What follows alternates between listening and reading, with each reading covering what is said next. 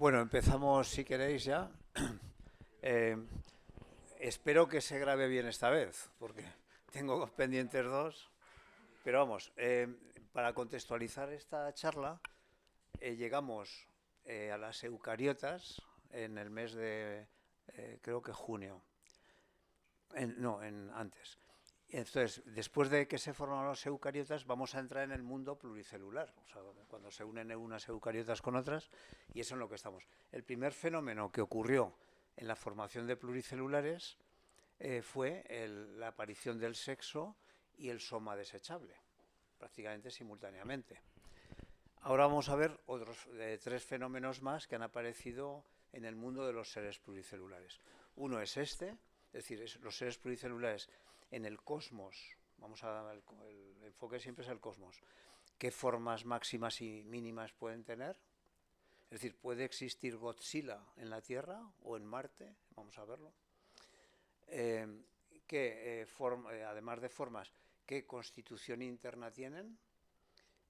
Cómo se mueven, qué movimientos tienen, velocidades e incluso qué colores pueden tener en el planeta dependiendo de la longitud de onda de la estrella.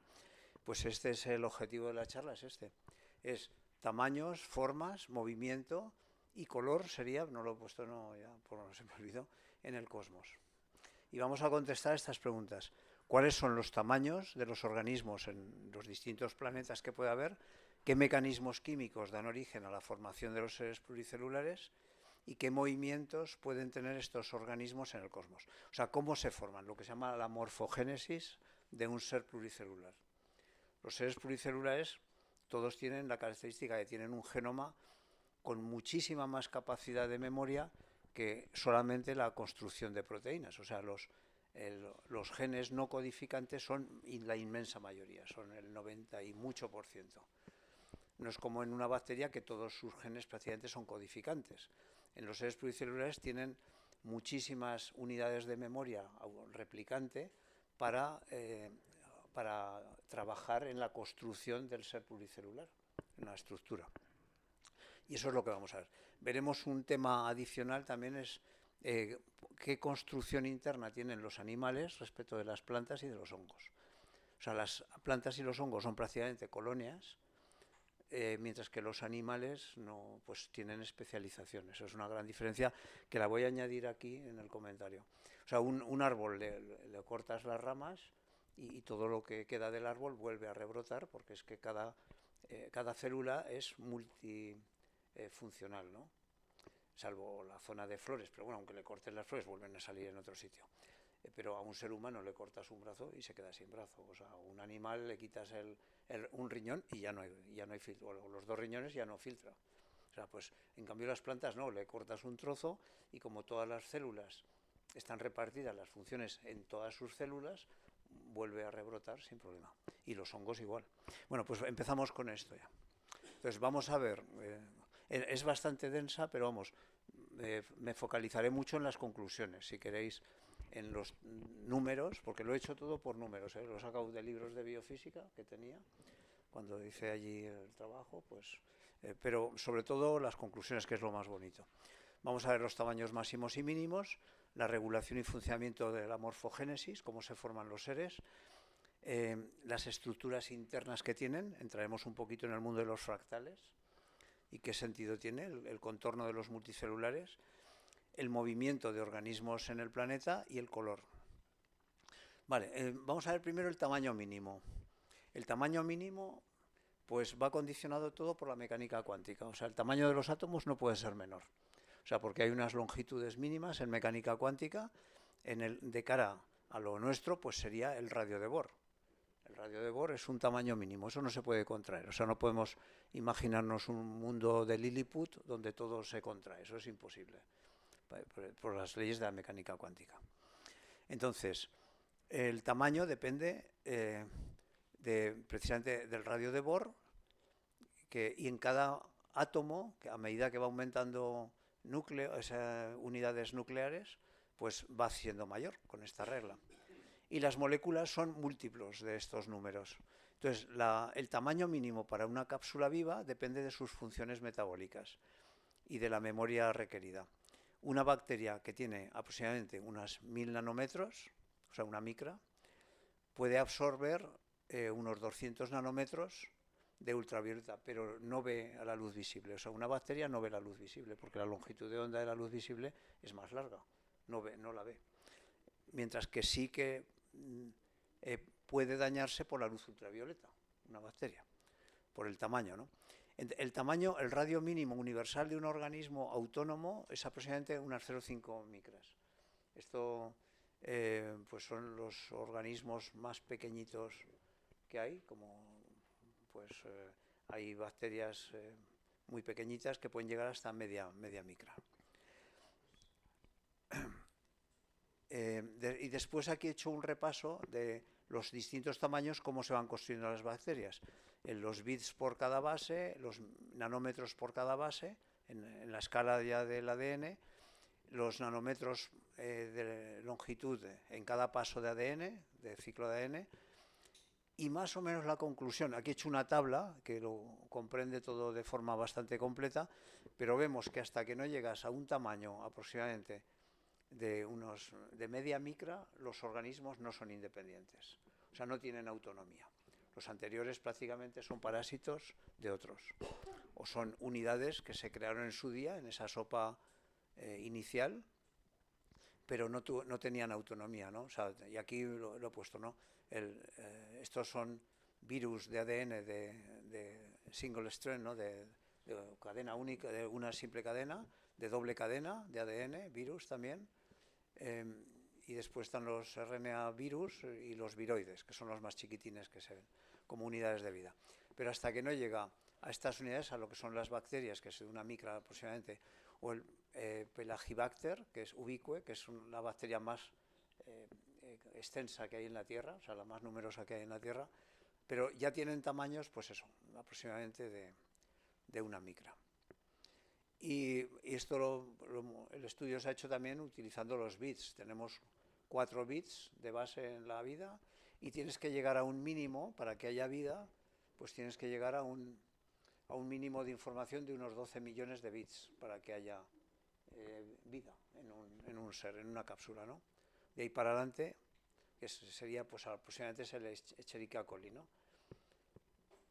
Y de ahí para adelante es el resto de seres vivos. Bueno, o sea, conclusión, que menos de una micra no puede haber en ningún planeta ningún ser vivo. O sea, cualquier bacteria que se encuentre en cualquier planeta del cosmos va a tener aproximadamente estos tamaños. Ahora, tamaños máximos. Aquí hemos hecho unas relaciones. Aquí, a ver, al aumentar la longitud, la superficie, o sea, la fuerza del individuo y el soporte, el soporte sobre sustentación, la termorregulación, la respiración, la filtración renal, o sea, la filtración de metabolitos, la digestión y el córtex cerebral, en el caso de que lo tenga, etcétera, aumenta al cuadrado. Y el volumen, o sea, la masa del organismo aumenta al cubo. Aquí he puesto unos ejemplos de la longitud 1, pues todo es 1. Pero si tú aumentas la longitud 64 veces, pues ya el volumen aumenta en 260.000 veces y la superficie 4.000. ¿Qué ocurre en ese caso? Pues aquí he hecho unos números, he puesto el peso, mg, es igual a la fuerza de atracción gravitatoria de Newton, con lo cual la g es proporcional a la masa partido por el radio al cuadrado del planeta. Entonces, en un planeta siempre rocoso hablamos, vida, porque claro, se supone que la vida en un planeta necesita que sea rocoso con agua líquida. Básicamente es lo que está buscando la NASA y lo que busca todo el mundo, planetas rocosos con agua líquida. Entonces, tenemos que la presión de soporte sobre el suelo, para que no se hunda, pues es la fuerza partida por la superficie. Haciendo estas cuentas, sale que la presión es proporcional a la longitud del animal, perdona, a la longitud del animal por el radio del planeta. Tamaño del animal por el radio del planeta. Normalizados. He hecho una normalización cogiendo al jabalí como un animal, no, esto es lo que en algunos libros lo pone, ¿no? Como un animal tipo que se soporta bien en tierra y subiendo el tamaño. Entonces hemos hecho el elefante con alturas proporcionales, y hasta la secuoya roja, ¿no? Que quizás es el vegetal, el ser, el organismo más grande que hay en la Tierra. Entonces, hemos visto aquí, y haciéndolo ya por planetas, he puesto el Marte, Próxima Centauri, ¿ve? Y Gliese, la Gliese. Estos son 3 planetas, o 2 exoplanetas y el planeta Marte. Entonces nos dice que el planeta más grande, lo más grande en la Tierra, pues aparece que ha sido el brontosaurio en lo que se ha recogido de fósiles, ¿no? La secuoya roja son 25.000, incluso 30.000 kilos, o sea, es mayor, pero claro, está enraizada, ¿no? Y entonces, esto es lo máximo en la Tierra. En cambio, en Marte, como se hace esta relación de longitud, presión proporcional a longitud por radio del planeta, suponiendo la misma densidad de planeta, consideramos siempre una densidad aproximadamente de 5.000 kilos por metro cúbico de un planeta, como es la Tierra, es Marte, o son la mayoría de los planetas rocosos que se conocen, o incluso exoplanetas rocosos, ¿no? Tipo Tierra. Entonces, tendríamos que en Marte podría llegar un animal a 40.000 kilos.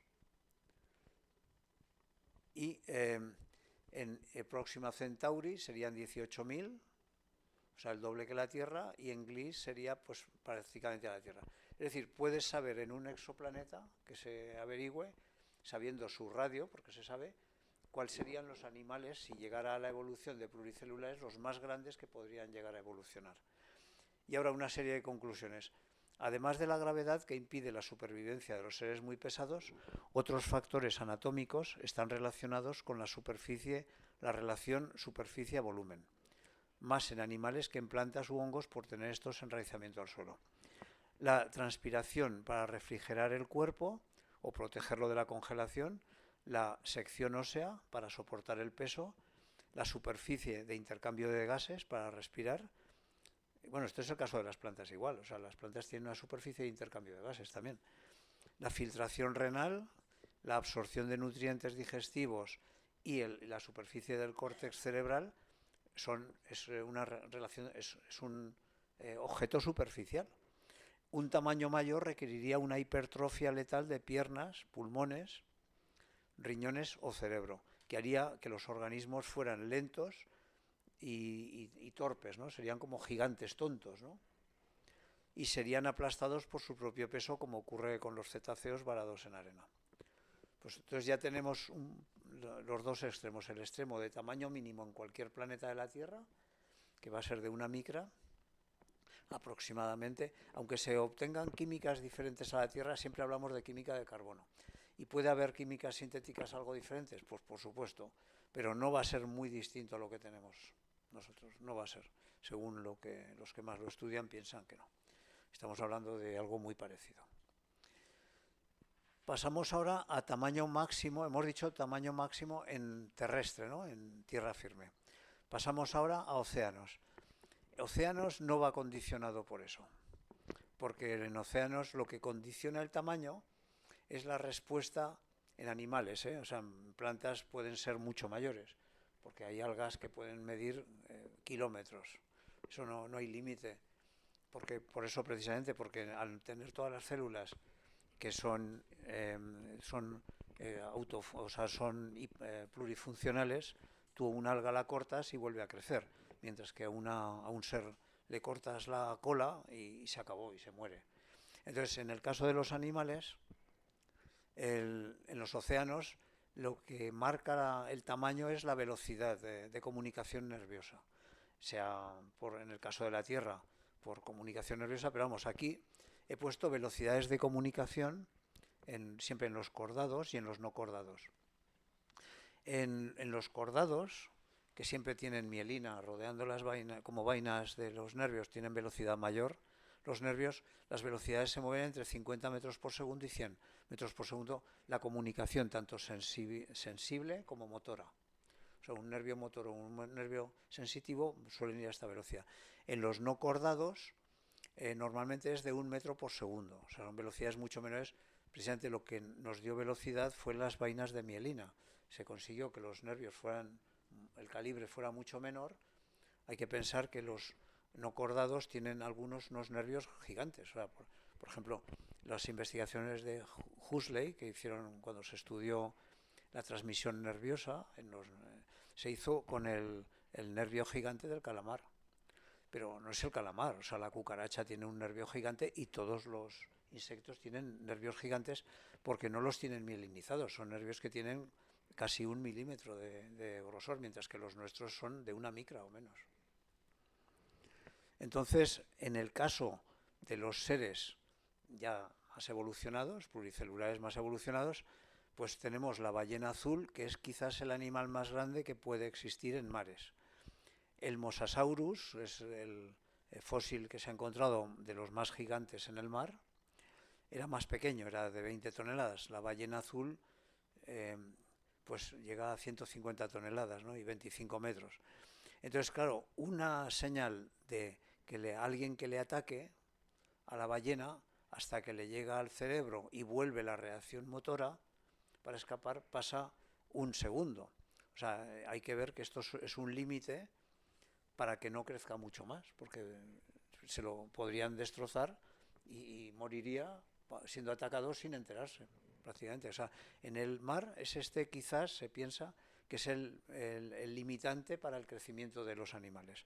Ya digo, en una planta no pasa esto, las algas pueden tener kilómetros, o los hongos, porque se le comen un trozo y vuelve a crecer, no hay ningún problema. Y pasamos, entonces ya vemos un tamaño máximo en mar. ¿Y en atmósfera qué ocurre ya en atmósfera? Pues entonces en atmósfera tenemos que en el vuelo tenemos dos potencias. Para volar, estos son modelos, claro, no es un modelo de ave, porque hay 3 tipos de vuelo que se estudia, que es el vuelo batido, que es el de las aves modernas, las aves avanzadas, el vuelo planeo y después el vuelo paracaídas. O sea, el vuelo al principio parece ser que los primeros seres era vuelo paracaídas, como hacen algunos simios o ardillas que se tiran de un árbol a otro planeando. Después está el vuelo planeo, cuando ya planeas, pues como hacen los buitres cuando van haciendo círculos alrededor, van planeando. Y después el vuelo más moderno es el vuelo batido. El vuelo batido no hay un modelo, pero vamos, he cogido el modelo matemático del vuelo planeo, que tiene 2 componentes, la potencia. Es la potencia parásita, que es la potencia para poder avanzar, la potencia para avanzar en el aire, ¿no? Para ganar la resistencia del aire, y la potencia inducida, que es la potencia para sustentarse. Y entonces hay un mínimo, a medida que aumenta la velocidad del vuelo, claro, cuanto más velocidad, pues más potencia parásita te encuentras, porque hay más resistencia del aire. Mientras que tienes menos potencia inducida gastada, porque cuanta más velocidad te sustentas mejor por el ángulo de ataque. Y entonces, haciendo esta potencia y haciéndola con la velocidad, haciendo la derivada para obtener el mínimo, en qué momento el animal se encuentra más cómodo, porque igual hace el mínimo de potencia de gasto. Entonces nos sale, haciendo estas cuentas, que la velocidad de vuelo de cualquier animal en el modelo de vuelo planeo, pero se parece mucho al vuelo batido también, se cree, ¿no? Porque los modelos de vuelo batido todavía están en investigación. Pero el vuelo planeo, la velocidad de un animal en cualquier planeta va a depender de la fuerza de gravedad partido por la densidad del aire. Vale, entonces, la densidad del aire. Entonces, haciéndolo esto para la Tierra y tenemos que la velocidad más o menos alta es 60 metros por segundo, con la G de 10 metros por segundo cuadrado y una densidad del aire de 1,2 kilos por metro cúbico. Entonces nos sale esta ecuación, que la velocidad en cualquier planeta va a ser 20 por la raíz cuadrada de la gravedad que tenga partido por la densidad del aire que tenga el planeta, la atmósfera del planetario. Como veremos más tarde, la velocidad es proporcional a la raíz cuadrada de la envergadura del animal, de la envergadura de alas, del tamaño del animal.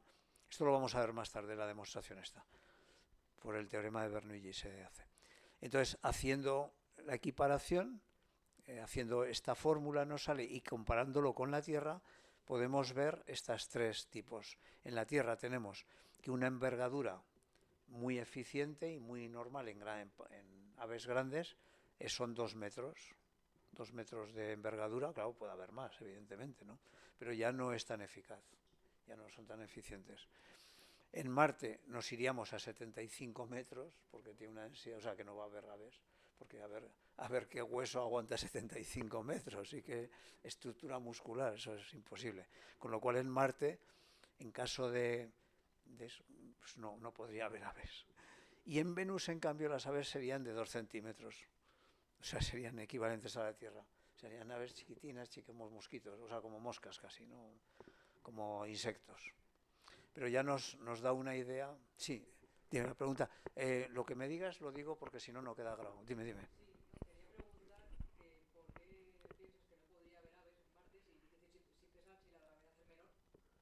Sí, bueno, la pregunta es que por qué en Marte no puede haber aves si la gravedad es menor.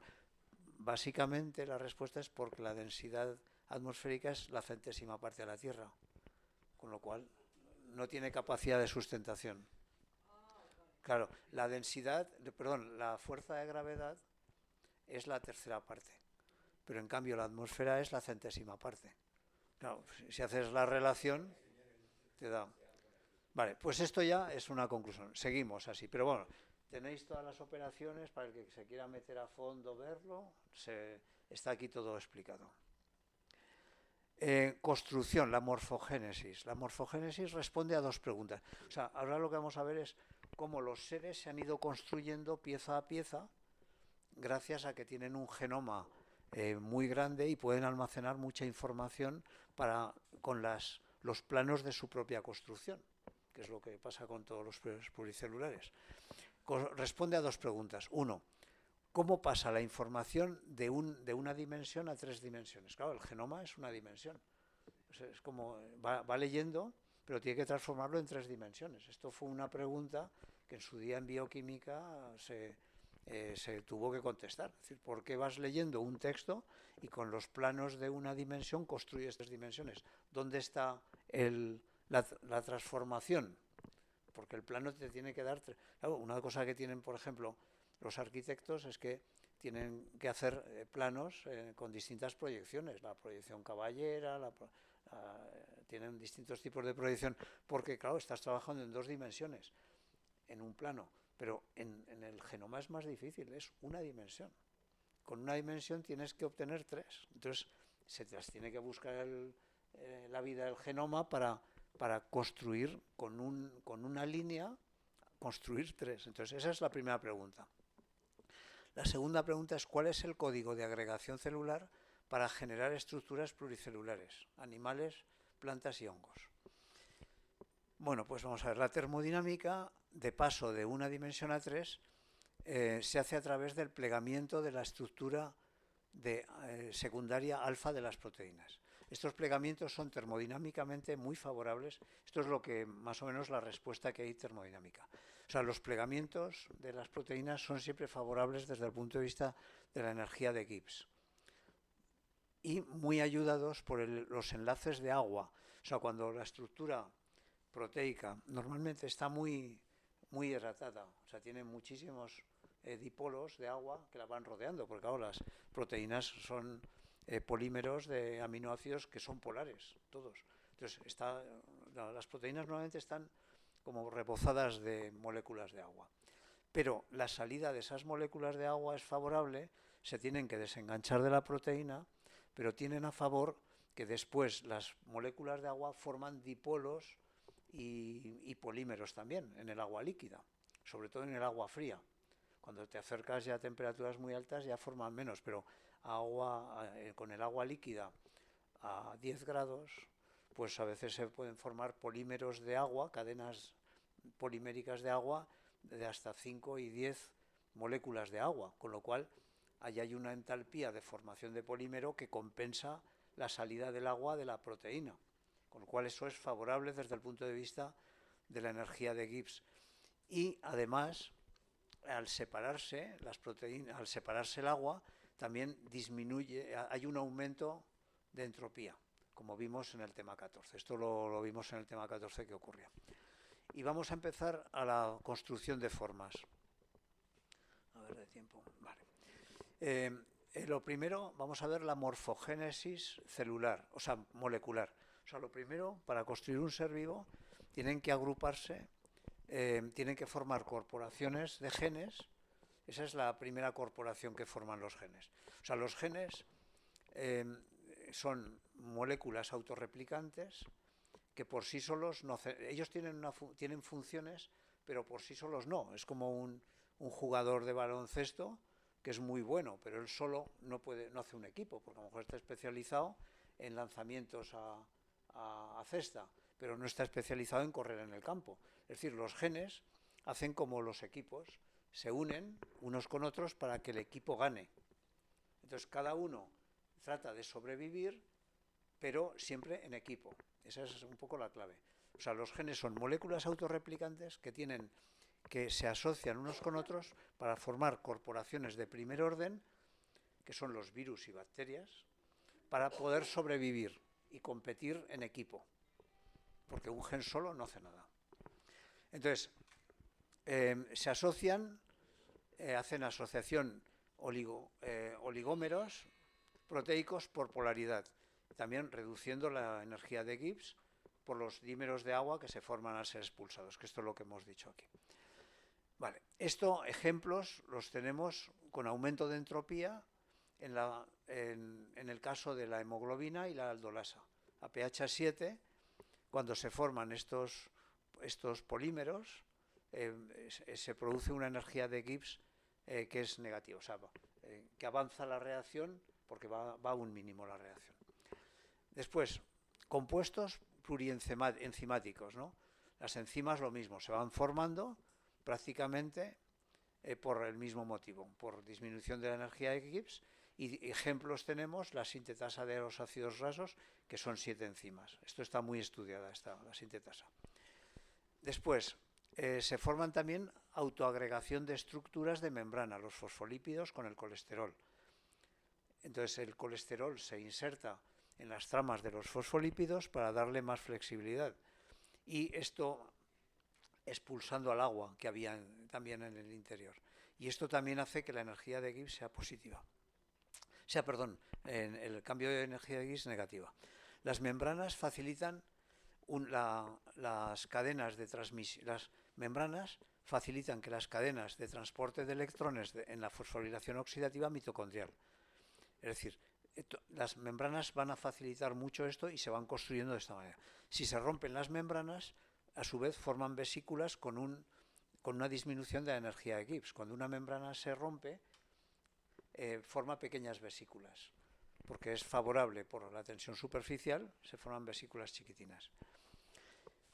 Los ribosomas son estructuras que también se forman por autoagregación de proteínas y ARN. Eso ya lo vimos mucho en el tema que vimos del ribosoma, que vimos casi un tema casi monográfico al ribosoma.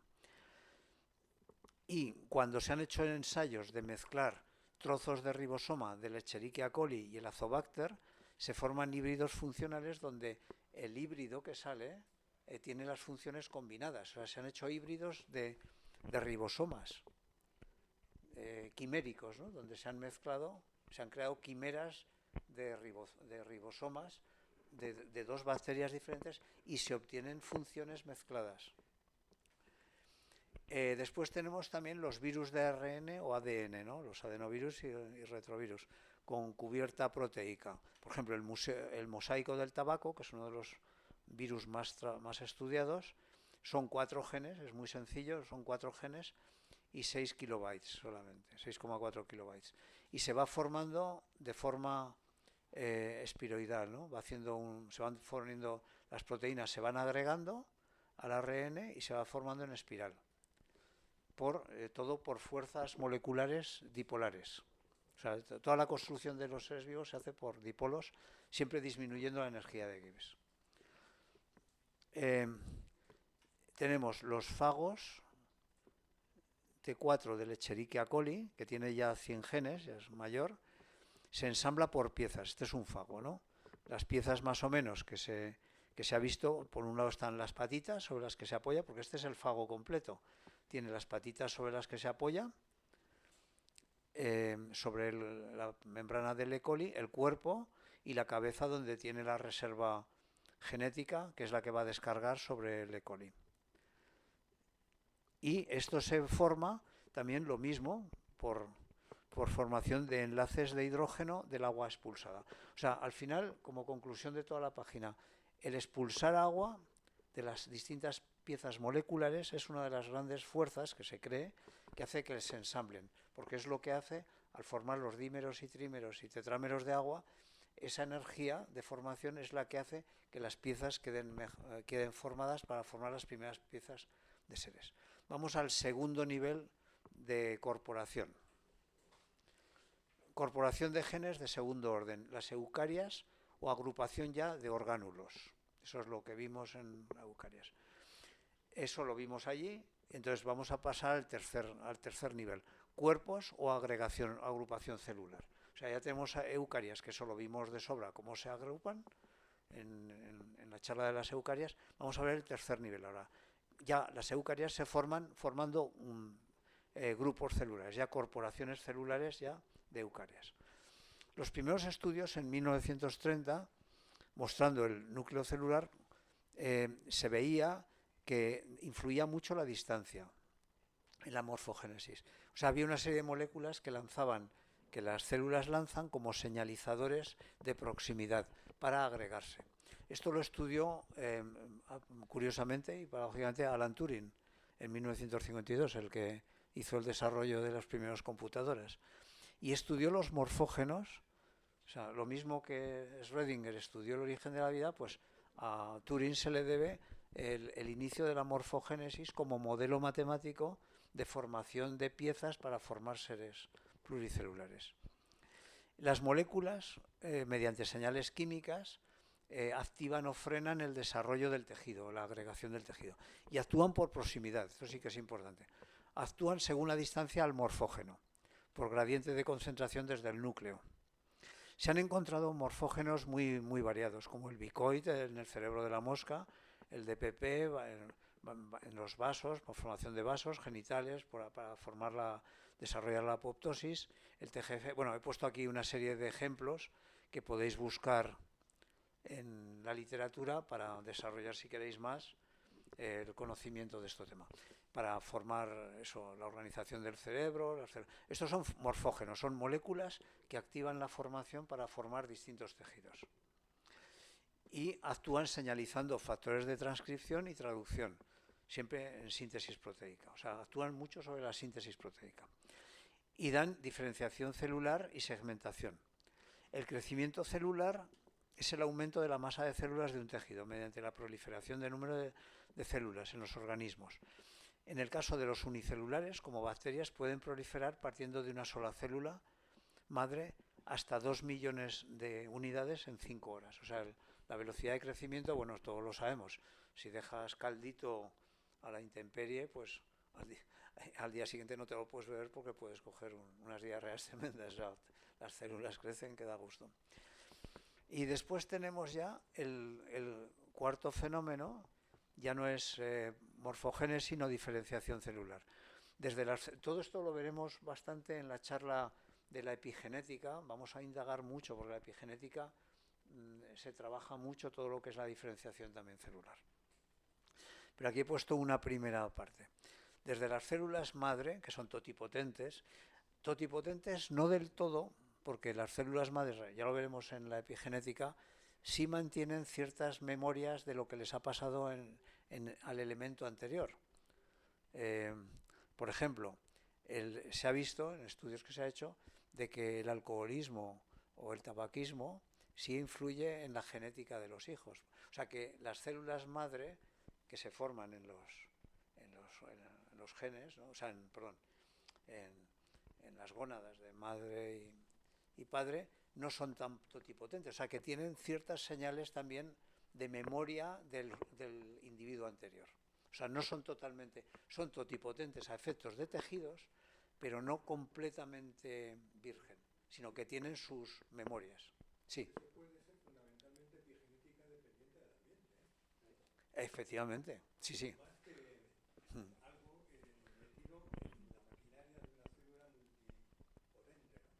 Sí, sí, la pregunta, lo repito porque como no, la pregunta es que puede ser debido al ambiente. Bueno, yo creo que seguro que es el ambiente, sí, sí, seguro. Por ejemplo, hay ejemplos muy variados. Es que, por ejemplo, la obesidad en Holanda, después un ejemplo, la gente que pasó un hambre tremendo durante la Segunda Guerra Mundial en Holanda, los hijos eran obesos. Habían traducido señales. El hambre lo que hace es que empieza a desarrollarse enzimas para aprovechar del cuerpo cualquier cosa, ¿no? Pero claro, los hijos reciben esa señal de células, digamos, muy ahorradoras de energía. Y claro, las células, dices, son totipotentes hasta cierto punto, porque tienen memoria de cosas también. Sí, sí, sin duda es así. ¿Vale? Eh, sí, ¿No podría ser que de alguna manera marcan a nivel de vamos, de los efectores epigenéticos? sí, sí, sin duda. Son factores epigenéticos. Los veremos, que hay 3 factores epigenéticos, marcan los 3. Sí, sí, lo veremos en la que trabajaremos todo epigenética. Sí, sí. Vale, entonces, las totipotentes se diferencian de las células pluripotentes y posteriormente se diferencian ya de las células unipotentes de cada tejido. Esto lo entraremos más. Había una teoría en el siglo XIX, que es la teoría de recapitulación de Haeckel, que propone que la ontogenia, o sea, la ontogenia es la formación de un ser durante la gestación que replica la filogenia, que la formación de un ser parece que replica pues toda la historia de la filogenia de los seres vivos. O sea, es como que el feto al final acaba en humano, pero pasa por fases que parece un pez, un anfibio. Esta teoría fue muy famosa, la teoría de recapitulación de Haeckel, pero ahora está descartada. Ahora se ve como una curiosidad sin base científica. Pero la he nombrado porque yo creo que lo importante, voy tirando señales para el que quiera que entre aquí, y hay muchísima literatura de todo. Vale, entonces, mecanismos de desarrollo. Además de los morfógenos, como hemos visto, la proliferación celular, la diferenciación celular, la segmentación, también son importantes la apoptosis y la autofagia. Esto. Después, vamos a pasar más adelante, procesos de morfogénesis celular. En cuarto grado ya tenemos la corporación de genes, a su vez ya forma corporaciones formando sociedades y macroorganismos. O sea, cuando digo macroorganismos me refiero a colonias, ¿no? Por ejemplo, las colmenas, los hormigueros, que se consideran macroorganismos en el sentido de que todos colaboran, son todos genéticamente, casi genéticamente iguales, y todos colaboran con un propósito común en la colonia. Entonces, en este tema se desarrolla sobre todo, que lo veremos más adelante, las estrategias de evolución RK. O sea, hay como 2 tipos de animales, los tipo R, que son de reproducción muy rápida y de vida corta, y los K, que son seres o plantas o organismos muy estables, muy acomodados al ambiente, que tienen una reproducción lenta, pero están muy adaptados al clima. Entonces no se adaptan fácilmente a cuando les cambian el clima, pues muchas veces sufren mucho más, ¿no? Eh, entonces, en esto nos adelantamos esto porque esto lo veremos también más adelante. Y nombro la regla en el comportamiento animal, pero esto lo vamos a ver en la charla última del año, que es la que se llama la regla de 2 niveles de Wilson. Este no es E.O. Wilson, el famoso de Orígenes. Este es además no era ni familia, pero sacó el nombre de la regla de Wilson también. Entonces, pero no es el Wilson famoso, el E.O. Wilson que murió hace poquito. Entonces, dice que la selección opera a diferentes niveles de agregación. O sea, como estamos en niveles de agregación, lo he querido nombrar por eso. Incluso con resultados contradictorios de supervivencia del individuo y del grupo. Y las 2 reglas la regla establece a nivel de grupo, dentro de un grupo social, los individuos egoístas vencen a los altruistas. Dentro del mismo grupo. O sea, gana el malo siempre. Dentro de un mismo grupo. Pero cuando compiten distintos grupos entre sí ocurre lo contrario, que los grupos compuestos por altruistas vencen a los que tienen significativamente más egoístas. O sea, es curioso. Todo esto lo veremos con mucho detalle en la última charla del año, pero le he querido dar un chispacito aquí para adelantarnos. Ahí veremos las estrategias de comportamiento y de combate, de lucha, de relaciones genéticas, de parentesco y familiar. Veremos algo que es muy interesante. Bueno, vamos a pasar a otro tema. Fractales matemáticos.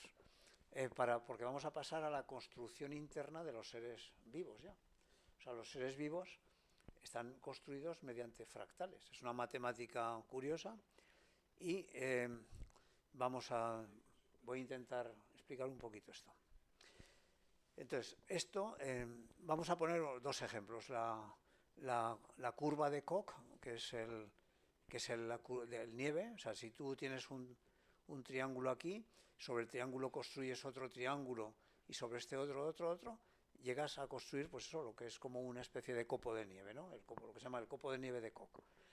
Esto tiene una matemática muy interesante y es la base de la construcción del interior de la mayor parte de los seres vivos, de muchas estructuras de los seres vivos. Le he puesto aquí y la dimensión fractal. Esto lo voy a explicar un poquito. Esta curva, este copo, por ejemplo, cuando has llegado al infinito, que has estado construyendo triángulo y triángulo hasta el infinito veces, tiene una superficie delimitada, es decir, con pintura, con muy poquita pintura, podrías pintar el interior, porque tiene una superficie. O sea, le dices a un niño, píntame, coloréame por dentro el copo de nieve, pues te lo colorea con muy poquito lapicero, ¿no? En cambio, si le dices, haz el contorno es infinito. El contorno tiene dimensión infinita, es decir, no tendría lapiceros el mundo para poder dibujar el contorno. Y esto es lo que se llama la dimensión fractal. Os lo pongo porque si queréis entrar en esto ya os enviaré algún vídeo curioso. Cuando estos fractales que se originaron, la matemática de fractales se originó en los años 60-70. Entonces crearon como una matemática nueva. Claro, todos sabíamos las dimensiones, es decir, dimensión 1, dimensión 2 es una cuartilla, dimensión 3 es un cubo. Pero aquí aparecen dimensiones que son fraccionarias, por eso se llaman fractales, precisamente, pues son dimensiones fraccionarias. Y entonces empezaron los matemáticos a pensar qué es una dimensión, porque no estaba tan claro. En álgebra está muy claro, pero cuando entras en la matemática de fractales pierdes completamente la orientación. Y entonces Hausdorff, que es el que más trabajó esto, creó lo que llamaba la dimensión fractal. Después hay muchas más, ¿eh? O sea, yo he estado en reuniones con matemáticos de este tema y hay como 8 o 10 tipos de dimensiones fractales diferentes. Pero la que más se emplea es la Hausdorff, que se hace por recubrimientos. Esto en topología se hace por recubrimientos Hausdorff. Es decir, tú una línea la recubres con una serie de chapas que la pones, o sea, de recubrimientos que lo pones, ¿no? Si tú tienes ya una dimensión 2, pues vas poniendo las chapitas para recubrir la dimensión 2. Y si es 3, 3. ¿Qué ocurre cuando tú cada vez haces más pequeño la chapita? Pues que aquí te va a salir, aquí habrá un número n de chapas, que pueden ser 1000, aquí saldrán 1000 por 1000, millón, y aquí saldrán millón por millón, pues 10 elevado a 12. Es decir, la dimensión Hausdorff es el límite de recubrimientos que puedes hacer, es el exponente del número de recubrimientos que aparecen en cada figura. Cuando tú haces esto, os voy a pasar un vídeo muy bien que explica cómo calculas la dimensión Hausdorff del copo de nieve, que es 1,26 y pico. Pero está muy bien explicado allí. Os lo pasaré hoy por la tarde. Es decir, y esto también se escribió un libro sobre este tema, yo creo que era Mandelbrot, me parece, que escribió ¿Cuánto miden las costas de Gran Bretaña?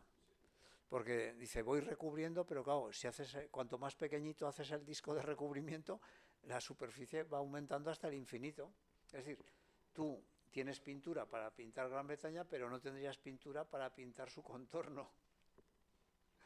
Sería, ¿no? Bueno, y entonces entramos ya un poquito pasado este punto de la matemática.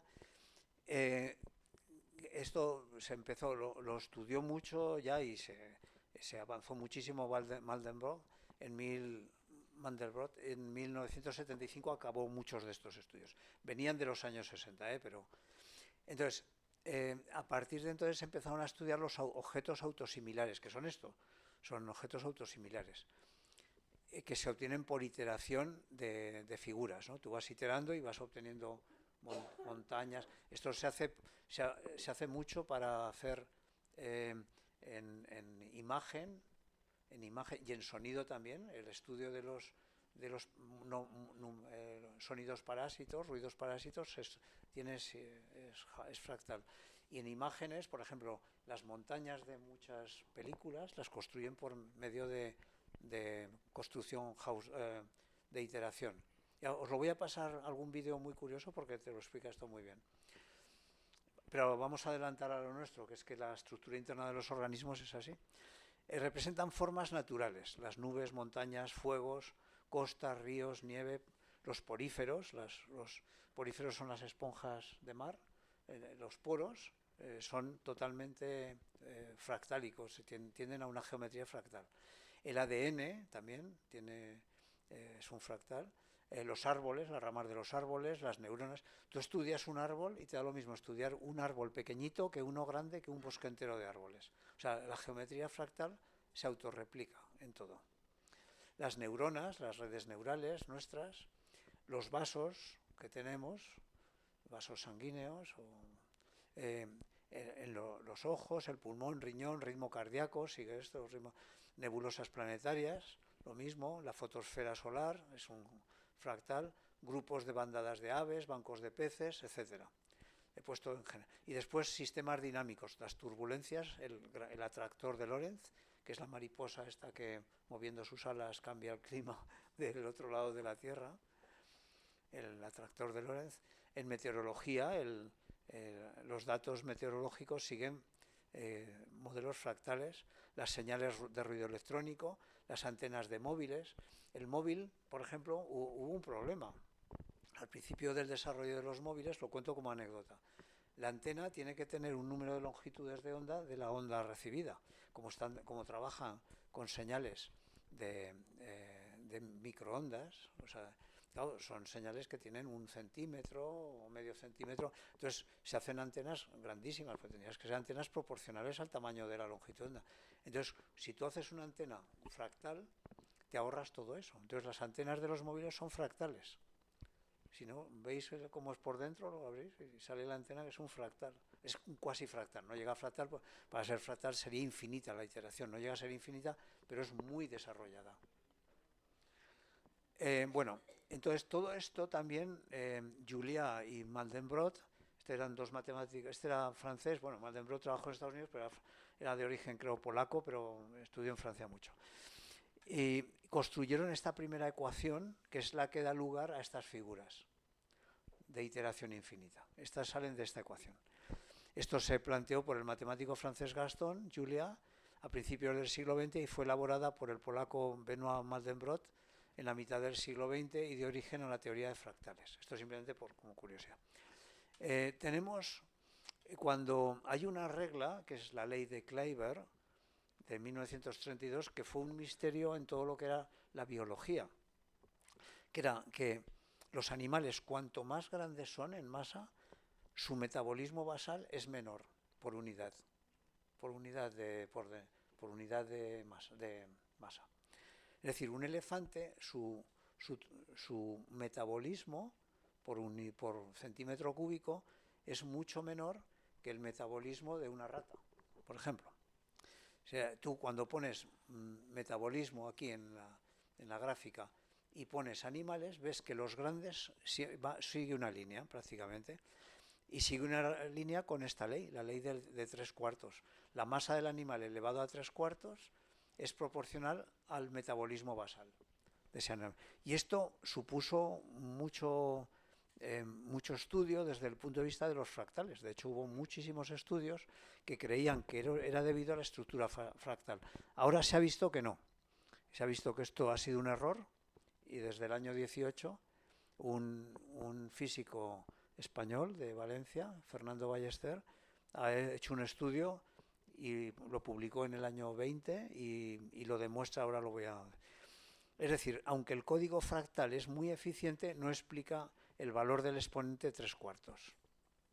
Y aquí es donde lo he puesto. Fernando Ballesteros ha solucionado el problema sin utilizar fractales y llega a la misma conclusión. Y ya esto se ha zanjado definitivamente. Ya os pasaré el artículo, yo lo estuve trabajando, el artículo este es muy interesante, y dice que el metabolismo basal se basa en dos sumandos.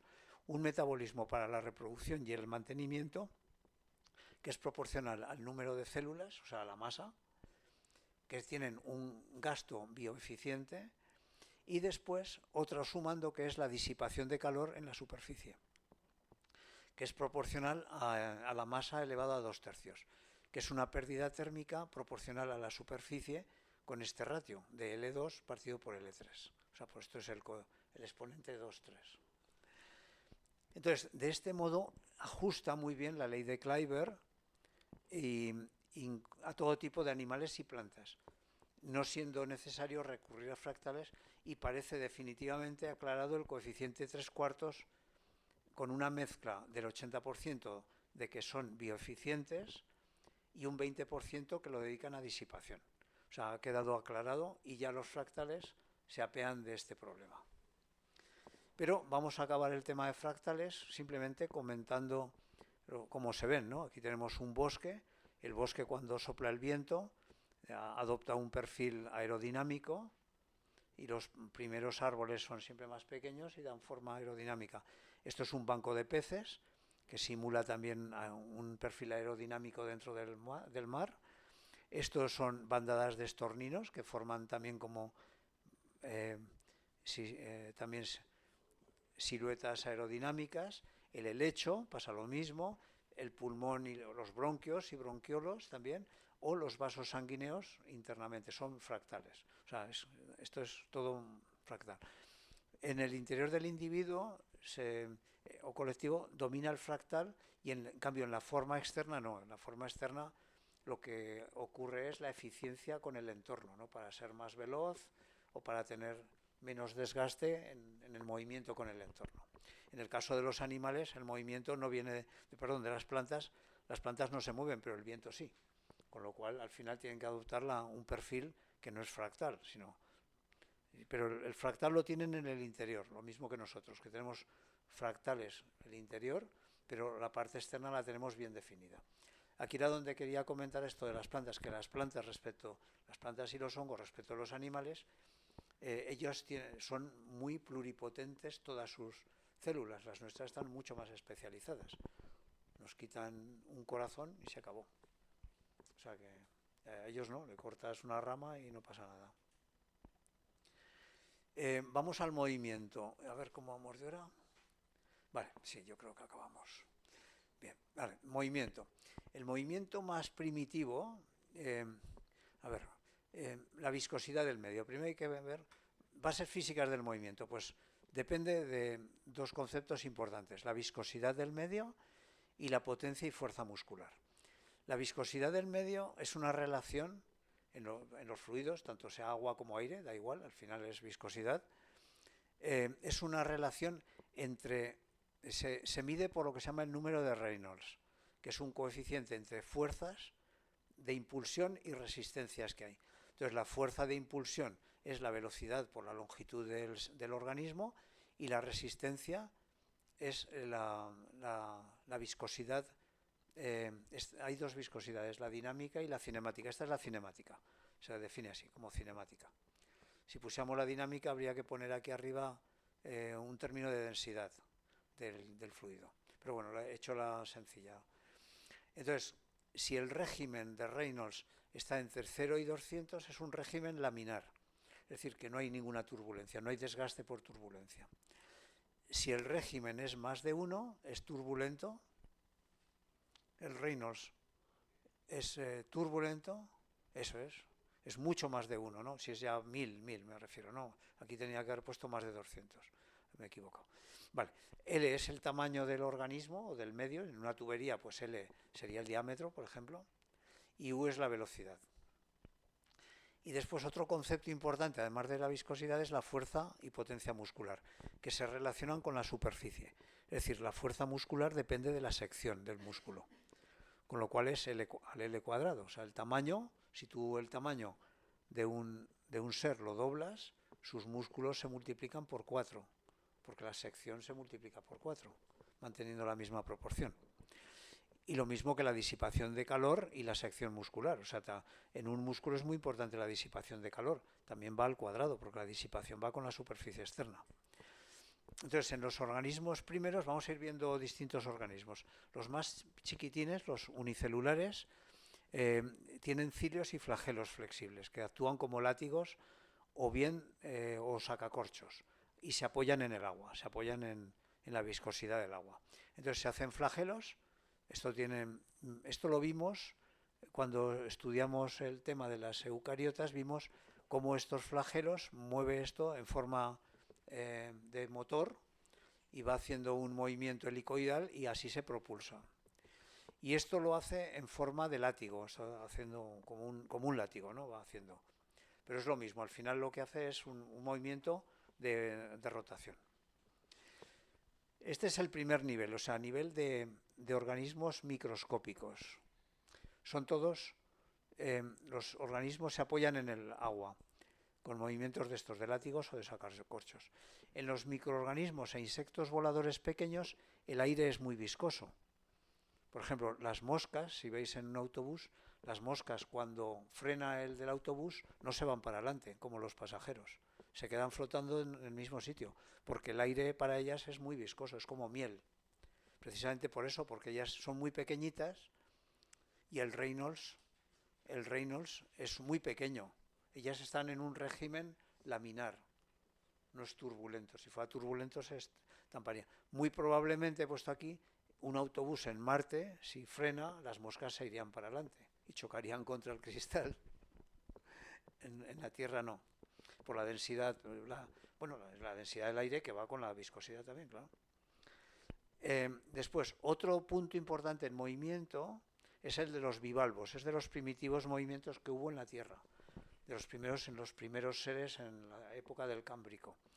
Y esto se basa en lo que se llama el teorema de la almeja, que en inglés... Una anotación en honor a las mariscadoras. Escalo son vieiras. Sí, es vieira. Sí. No, espera. Sí, lo iba a comentar ahora. Sí. No, es cierto. En español se ha traducido como el teorema de la almeja, pero el Scallop Theorem es la vieira, es el teorema de la vieira realmente. Sí, es así es. Pero que se ha traducido por almeja. Bueno, pero es correctísimo lo que dices. Sí, entonces el avance lo hace a dos velocidades. Hace un avance lento para que sea laminar con el Reynolds y un avance rápido turbulento. Entonces va haciendo el avance así y se va. Y este es el primer movimiento que hubo en pluricelulares primitivos en la Tierra, en la época del Cámbrico. Aquí he puesto una tabla donde pongo, muy curioso simplemente, en la Tierra y Marte. Para una bacteria, su longitud, su velocidad, esto define un Reynolds, porque es la longitud y la velocidad, siempre en aire, ¿no? En agua, porque esto es la viscosidad cinemática en agua y en aire. Bueno, pues aquí vemos que la bacteria, vamos a lo que es. La mosca en el aire, por ejemplo, en la Tierra, tiene un Reynolds de 400, es decir, es laminar, está en un régimen laminar, con lo cual se apoya en el aire. Una mosca no se estrella contra el parabrisas del autobús. En cambio en Marte no, está en régimen turbulento, o sea, se estrella totalmente. Nosotros nos movemos en régimen turbulento en el aire. Si estuviéramos metidos en miel en lugar de aire, nos moveríamos laminarmente, ¿no? Pues esto es lo mismo. Bueno, y he puesto aquí pues los distintos en Marte y la Tierra, como se ve, pues eso, un hombre Homo sapiens corriendo, Homo sapiens nadando, el delfín en el agua, los reinos, para que veáis cómo cambia de una atmósfera de un planeta a otro. Esto puede definir el movimiento en según qué planetas, según sea su densidad de la atmósfera, ¿no? Y vamos ya hacia el final. En organismos acuáticos se ha visto que hay una gráfica que cuanto más grande es el animal, más velocidad lleva, y sigue el logaritmo de la velocidad es 0,6 por el logaritmo de la longitud del animal, y se cumple además con la mayor parte de los animales acuáticos, tanto sean peces como sean mamíferos acuáticos, incluso larvas también. Bueno, es simplemente eso, decir que en el agua, en cualquier planeta, independientemente del planeta, esto iría a ocurrir, porque esto depende básicamente de la viscosidad, ¿no? Aquí he puesto en animales acuáticos se impulsan por ondulación y tienen dos tipos de ondulación, la angiliforme o la carangiforme, o bien la vertical en el caso de los cetáceos. O sea, los cetáceos se mueven la cola en vertical, mientras que los otros lo hacen longitudinalmente. Y esto se reproduciría en cualquier planeta donde hubiera agua líquida. Más o menos la ecuación de velocidad respecto del tamaño seguiría esto. O sea, esto serviría para cualquier planeta con agua líquida. Claro, si ya nos imaginamos planetas donde ya no es agua líquida, donde es el Titán, que dicen que hay vida allí en el etano a temperaturas de 150 bajo cero, pues eso, el que se crea que hay vida a 150 bajo cero, que apueste por ello, yo no. Vale, pero hay gente que apuesta por eso. Organismos terrestres. Bueno, en organismos terrestres he sacado dos, que es lo voy a pasar rápido porque si no se nos va la hora. El salto de altura, ¿de qué depende? Y el correr. Correr con dos características, o correr a gran velocidad, con lo cual te frena el aire. O sea, por ejemplo, una gacela cuando corre está frenada por el aire, básicamente. Mientras que a baja velocidad la potencia se consume por rozamiento con el suelo. Bueno, he puesto aquí las relaciones y aquí he puesto de animales con distintos planetas, la Luna, Marte, lo que son la Tierra, Venus y Gliese también, con las características que tendría de la velocidad de correr a baja velocidad por rozamiento con el suelo o alta velocidad. Vemos que en la Luna es ilimitado porque no hay rozamiento con el aire, ¿no? En la Luna, por ejemplo, a rozamiento, pues esta sería la velocidad máxima de un animal en la Luna, o en Marte, o en la Tierra, ¿no? En Venus, claro, se frena mucho por la densidad y la viscosidad de la atmósfera, que es 100 veces la de la Tierra, ¿no? Bueno, paso al siguiente, que es más curioso y ya acabamos. Vale, son las 8:30, es que prefiero ya que hacer algún comentario. Vale, entonces, en vuelo, movimiento en vuelo. Pues tenemos, en el caso de una envergadura de L, de un organismo muy adaptado al vuelo, tenemos los tres tipos de vuelo, ¿no? El vuelo paracaídas, el vuelo planeo y el vuelo batido. Esto es esa medida que ha ido evolucionando. Los primeros animales hacían vuelo paracaídas, en una evolución posterior fue vuelo planeo y después ya es vuelo batido, que es lo que tienen las aves modernas. En los organismos pequeños como los insectos ya se ha comentado que se apoyan en el aire porque para ellos es viscoso el aire, ¿no? Su velocidad de vuelo depende de su estructura muscular. Básicamente, el régimen de fluido viscoso está entre 1 y 10 metros por segundo. A más velocidad ya sería régimen turbulento. Pero vamos, para las moscas están en régimen viscoso. Organismos voladores grandes ya, con fluido turbulento, o sea, como son los pájaros, básicamente todos. Entonces, aquí tenemos o vuelo paracaídas, planeo y también batido, los tres. ¿Cómo se calcula? Pues esto es interesante, os lo voy a explicar un poquito porque esto sí que es bonito. Por el teorema de Bernoulli, sabemos que la fuerza de sustentación, o sea, la fuerza que empuja un ala de planeo hacia arriba, esto es como lo calculan mucho los ingenieros aeronáuticos, pero esto la realidad es que no es del todo así. Incluso los mismos ingenieros aeronáuticos, yo tengo bastantes amigos que dicen que no saben por qué vuelan los aviones. Ellos mismos lo dicen, pero dicen, realmente es que no lo sabemos por qué vuelan. Pero bueno, es un chascarrillo, ¿no? Pero bueno, haciendo este símil y este modelo, la fuerza de sustentación es la superficie del plano, de los planos, por el diferencial de presión entre la presión que hay aquí y la que hay aquí. Esta diferencial de presión por el teorema de Bernoulli depende de la velocidad. Esto, como está redondeado, la velocidad aquí es mayor que la velocidad aquí, que esto es recto. Entonces, es un líquido que va a menos velocidad tiene más presión que uno que va a más velocidad. Más velocidad, más presión en el seno del líquido. Haciendo estas cuentas, sale un medio, o sea, de la densidad del aire por la diferencia de velocidades. Entonces es un medio de la densidad del aire por una constante por la velocidad al cuadrado que lleve el planeo. Esto tiene que ser igual a la fuerza de caída, o sea, la fuerza de sustentación igual a la fuerza de atracción a la Tierra.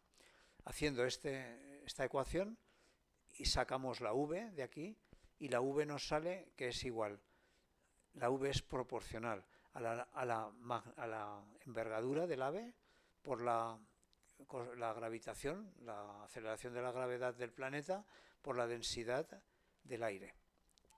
Entonces, conclusiones. La velocidad de vuelo aquí, como dentro del mismo planeta, la velocidad de vuelo va a ser proporcional a la raíz cuadrada de la longitud. Es decir, un águila necesita más velocidad para empezar a volar, para sustentarse, que un pajarito chiquitín. Pero no es proporcional, sino que es proporcional a la raíz cuadrada de la envergadura. Con lo cual podemos pensar en cualquier planta, al duplicar la envergadura, bueno, en cualquier planeta, al duplicar la envergadura, la velocidad aumenta un 40%. O sea, con esto se puede estimar, aumenta un 40% la velocidad que necesita para el vuelo, para arrancar el vuelo. La velocidad de vuelo planeo en planetas se calcula en función de los datos terrestres. Y esta sería la ecuación de velocidad de vuelo en un planeta respecto de la Tierra, en función de la fuerza de gravedad, de la aceleración de gravedad y de la densidad del aire que tiene.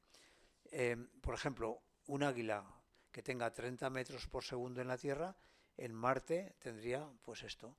En Marte sería una velocidad de 185 kilómetros por hora y en Venus sería de 3 metros, o sea, perdón, de metros por segundo, y en Venus sería de 3 metros por segundo. Sería para ver en cada planeta qué velocidad llevaría un ave. Y ya lo último de todo es el color.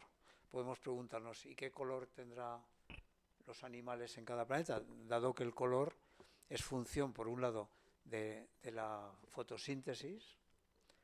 Hay que pensar que los vegetales suponen el 80% de los seres que hay en la Tierra, con lo cual la Tierra es verde, porque aunque originalmente se cree que la Tierra, voy a entrar aquí. Este es el espectro de longitudes de onda. Tenemos el azul en 400 nanómetros y el 700 tenemos el rojo. Hay bacterias que hay en las halobacterias, que son arqueobacterias, realmente es una clase de arqueas, que tienen la bacteriorhodopsina. Todos tenemos la rodopsina. La rodopsina es la proteína que tenemos en la retina para captar la radiación.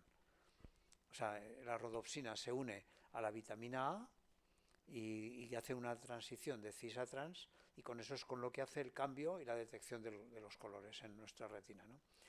Pero ya tenía la rodopsina, ya era una proteína original en las bacterias, y ya ellas sintetizaban la rodopsina y tenían un máximo en el verde.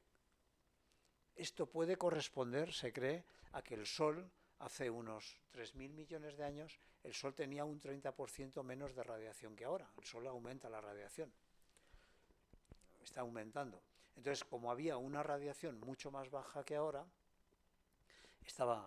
no estaba todavía, o sea, ya había pasado la fase T-Tauri, el Sol estaba en secuencia principal, pero tenía menos radiación. El Sol ha aumentado como un 30% la radiación de hace 3.000 millones de años. Y aquellas arqueas que vivían entonces tenían que captar la máximo de radiación solar, porque había poca.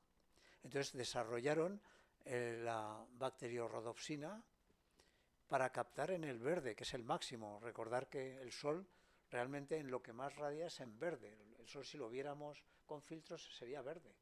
Ese es el color máximo del Sol. Pasa que lo vemos amarillo, pues en parte porque, claro, nosotros también lo filtramos y al final hacemos la mezcla de todos los colores y nos sale así, pero realmente el Sol predominaría el verde, es el verde. realmente ahora todas las plantas, ya con el sol, cuando las plantas se han desarrollado hace unos 500 millones de años, el sol estaba radiando igual que ahora prácticamente, no ha cambiado mucho ya. Y entonces tenían que defenderse de la gran radiación del sol. Entonces sería un suicida crear un pigmento que absorbiera en el máximo solar, porque se quemarían las plantas.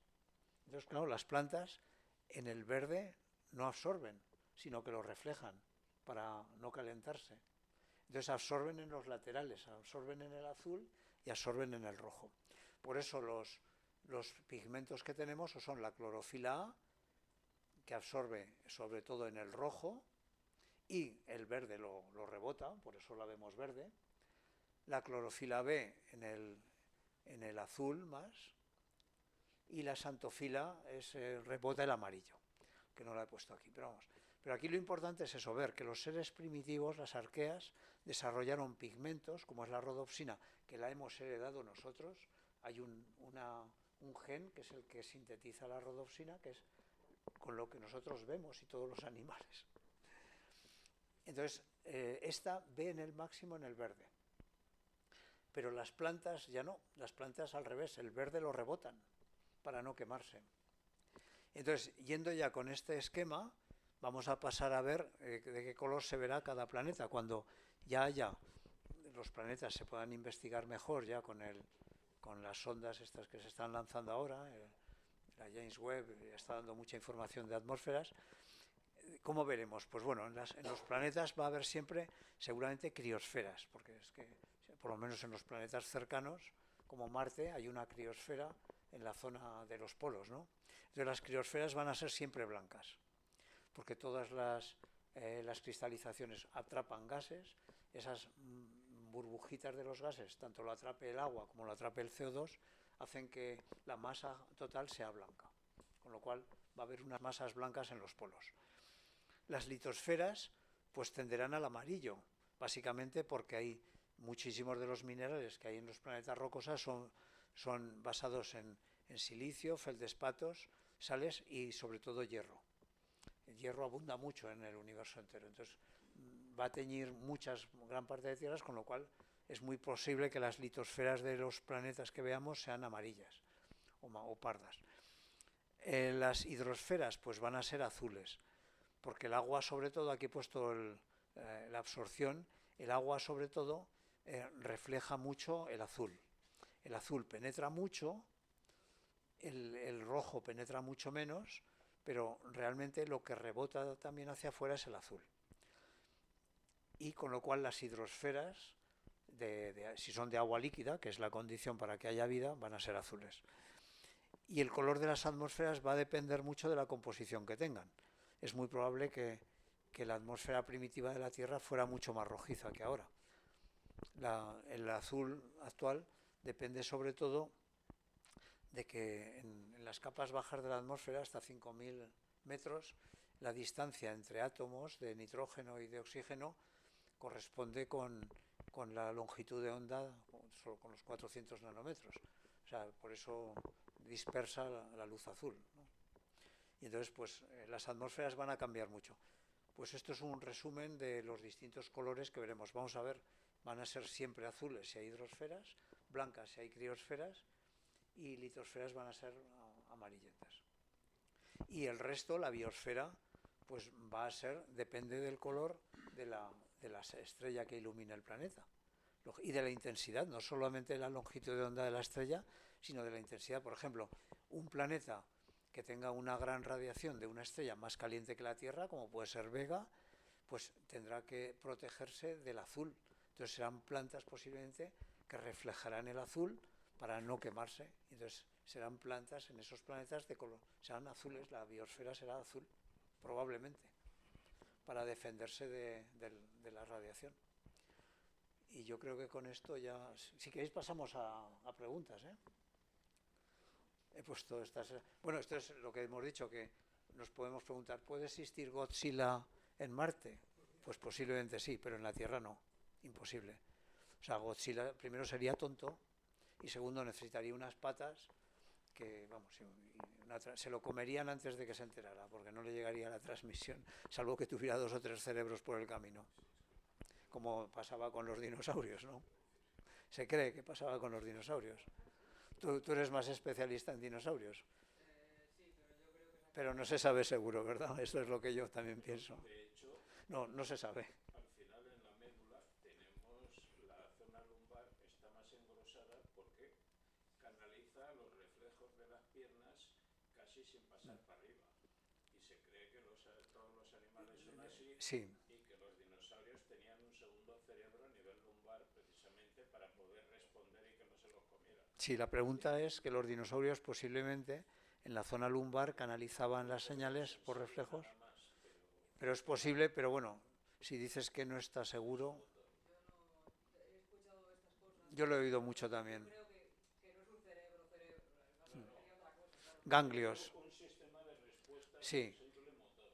Sí, eso Que es lo que necesitas para evitar que se te coman hablando rápido Claro. o que si te cae algo te apartes.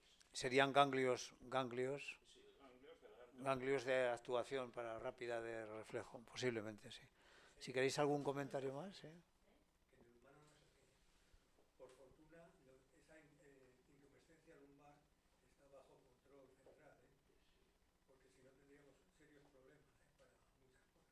Y de hecho, eso se estudia. Cuando vemos pacientes, es una de las cosas, la liberación de reflejos, que se llama. Espera, que te paso, no, es que Pero bueno, prefiero que lo digas. yo quería hablar de otra cosa. Sí, no, pues coge. De mi libro. No, quería comentar algo que ha salido antes y me parece un tema muy importante desde el punto de vista conceptual, que es lo que comentabas de las células pluri o multi o totipotenciales que tienen limitado su programa de desarrollo precisamente por la epigenética. Pero yo creo que hay que hacer alguna precisión, porque eso conceptualmente puede no ser correcto teniendo en cuenta que el potencial inherente de la célula pluripotencial, si tú la sacas del medio, que es la madre, y la pones en otra madre, por ejemplo, dudo mucho que se hereden las características, por ejemplo, que eso está muy estudiado, como has comentado, el alcoholismo, etc. Es decir, que un embrión se va, un embrión, una célula germinal, un embrión, etcétera, se va desarrollando en un medio que es la madre. Y la madre está completamente controlando a través de múltiples factores el desarrollo, es decir, la epigenética, pero es una influencia materna. Es una cosa que evidentemente puede condicionar el desarrollo posterior, pero eso es una cosa externa a la capacidad intrínseca de la célula pluripotencial. Además, esto es un tema realmente interesantísimo porque ahora mismo estamos en el campo de la regeneración, etcétera, y tiene esto mucha trascendencia.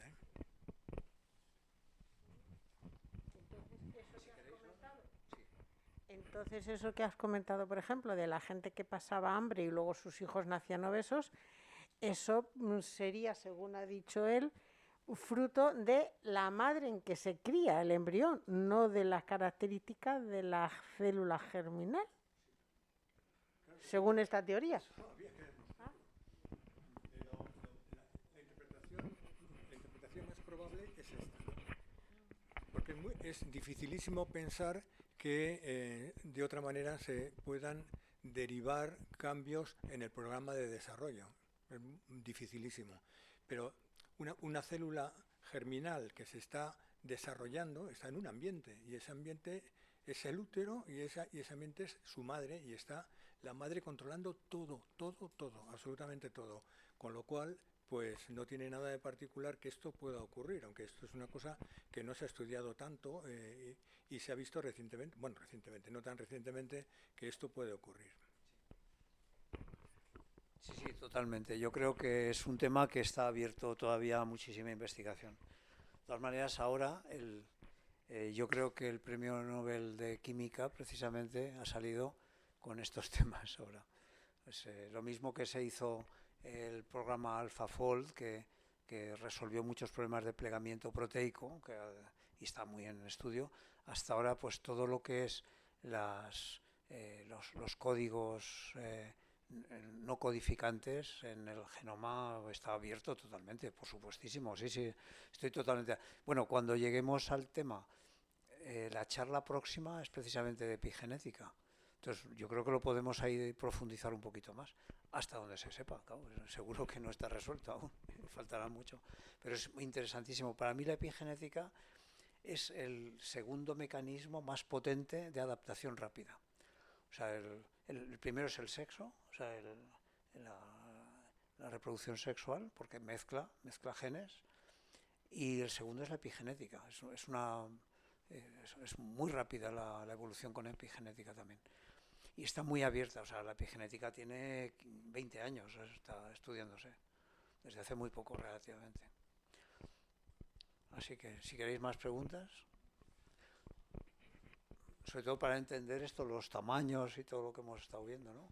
Es que yo con esto quería ver es hasta qué punto, cuando ya se sepa que hay exoplanetas por ahí, y diga, mira, tiene tal atmósfera, y ya puede que haya vida, entonces ya puedes llegar a pensar, bueno, y si hay vida, ¿cómo puede ser?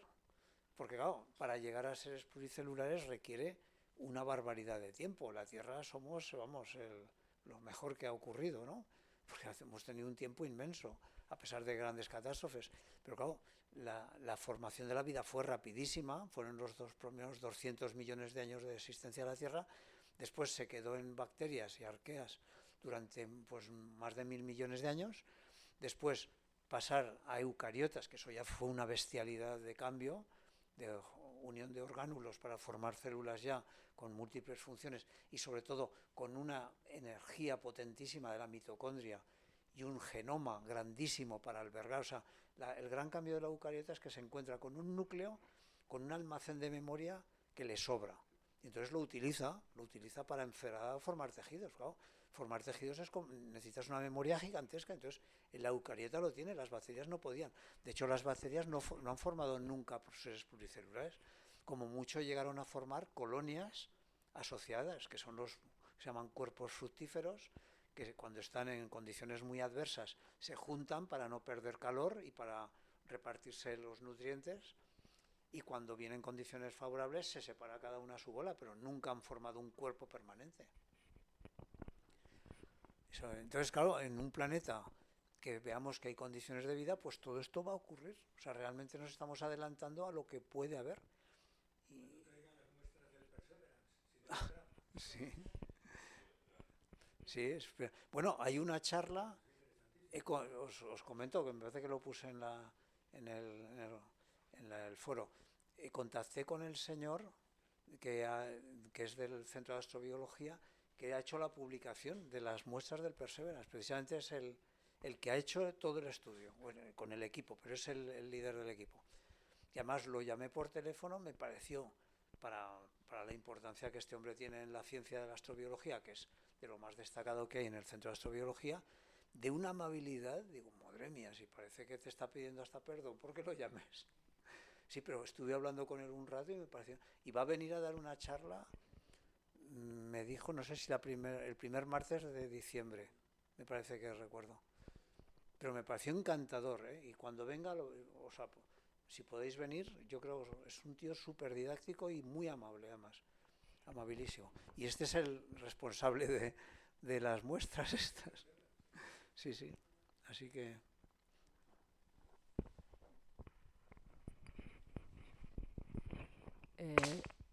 Sí. Nada, yo quería saber, porque no sé si es que no he entendido o cómo es que tengo en la cabeza esto que siempre dicen de que no se sabe por qué vuelan las abejas. Entonces, no sé si esto, imagino que está relacionado con esto que estabas comentando del uso del vuelo de los insectos y sobre el tema laminar o la viscosidad del aire y tal, pero no sé por qué dicen esto, que no se sabe el por qué. ¿Por qué vuelan las abejas?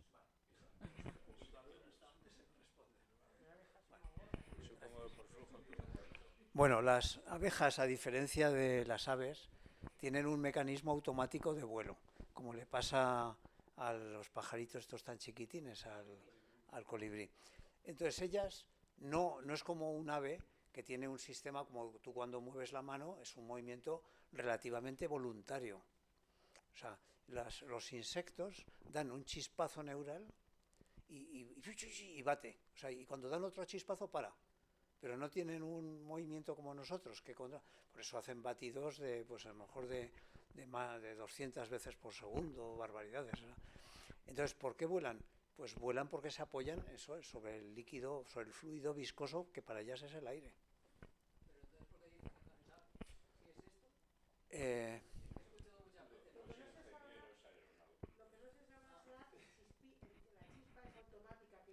sí. No lo sé hasta qué punto se sabe o no, es que no lo sé. Yo sé que para volar ellos, y el colibrí le pasa lo mismo, da una señal neural, se pone a batir y da otra señal y cambia el batido. O sea, pero son todo como señales neurales para hacer, o para adelante, para atrás, pero son todos señales neurales. Mientras no cambia la señal, sigue como en vibración. Y a los insectos les pasa esto. Entonces, ¿cómo es? Pues yo entiendo que tendrán, como es vuelo batido, claro, realmente el vuelo batido no se sabe. Eso es un vuelo batido, eso es típico, eso no es planeo ni paracaídas. Entonces, los vuelos batidos son, desde el punto de vista de física de fluidos, son muy complicados. Entonces, yo entiendo que se diga que no se sabe por eso, como también me dijo amigos aeronáuticos que no saben por qué vuelan los aviones.